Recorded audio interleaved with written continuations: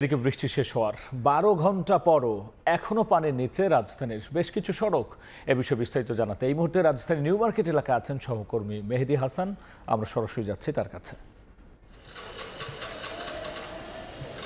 দিন পেরিয়ে রাত এসেছে, তবু নগরবাসীর ভাগ্য কিন্তু এখনো বদলায়নি এবং রাজধানীর বিভিন্ন সড়কে আমরা ঘুরে দেখেছি এখনো জলাবদ্ধতা এবং পানি কমেনি। এবং এই মুহূর্তে যে রয়েছে নিউ মার্কেটের যে সড়কটি রয়েছে সেই সড়কের বর্তমান চিত্র যদি বলি, যে সারা দিন ভোগান্তিতে পড়ার পরও যারা অফিসগামী ছিলেন, যারা খেটে খাওয়া মানুষ, যারা ঘর থেকে বেরিয়েছিলেন তারা এই মুহূর্তে আসলে ঘরে ফিরছেন। সেই ঘরে ফিরতে গিয়ে কিন্তু আরও ভোগান্তিতে পড়েছেন, কেননা এই মুহূর্তে আমরা যে সড়কটিতে রয়েছে এই সড়কটি বয়ে যারা আসলে বাড়িতে যাচ্ছেন তাদের ব্যাপক ভোগান্তিতে পড়েছেন। এবং এই মুহূর্তে যারা যাচ্ছেন তারা আসলে ব্যক্তিগত গাড়ি যাদের রয়েছে তাদের সে ব্যক্তিগত গাড়ি এই রাস্তা দিয়ে নিতে পারছেন না এবং এই ব্যক্তিগত গাড়িগুলো কিন্তু মূল সড়কে রেখে তারা রিক্সা এবং ভ্যান গাড়ি করে কিন্তু তারা এই রাস্তাটুকু পার হচ্ছেন। এবং এই রাস্তাটুকু পার হওয়ার ফলে একটু জানিয়ে রাখি যে এই গাড়িগুলো তারা যেমনটি বলছেন যে বিভিন্ন আত্মীয় স্বজনের বাসায়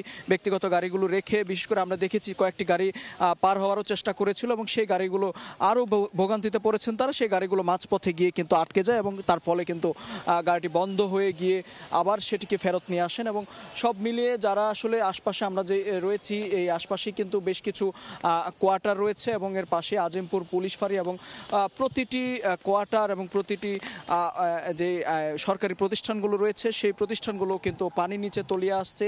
এবং আমরা পুলিশ ফাঁড়ি যেটি রয়েছে তার ভেতরে ঢুকে দিয়েছি, কার্যক্রম কিন্তু ব্যাহত হয়েছে। এবং সবচেয়ে বেশি ক্ষতিগ্রস্ত যারা হয়েছে তারা হচ্ছে নিউ মার্কেটের ব্যবসায়ী।